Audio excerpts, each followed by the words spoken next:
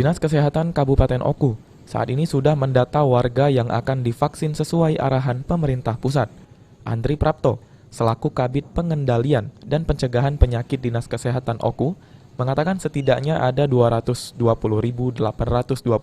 yang akan divaksin. Dosis yang diajukan untuk divaksin ke pemerintah pusat melalui Dinas Kesehatan Provinsi Sumatera Selatan 2 kali lipatnya, atau sekitar 441.040, karena setiap warga akan divaksin sebanyak 2 kali.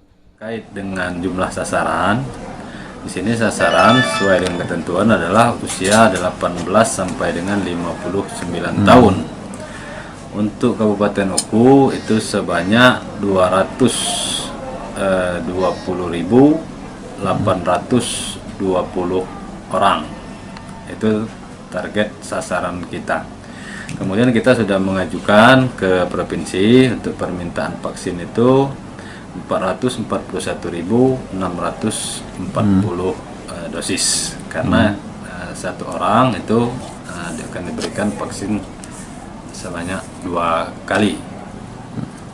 Namun sampai dengan saat ini kita masih menunggu informasi selanjutnya dari Dinas Kesehatan Provinsi kapan pelaksanaan dari vaksinasi. Hingga saat ini vaksin tersebut belum diterima oleh Dinas Kesehatan Kabupaten Oku. Menurut Andi, pihaknya sendiri baru sebatas persiapan sesuai dengan arahan pemerintah pusat melalui Dinas Kesehatan Provinsi Sumatera Selatan. Ari Pranika, PAL TV.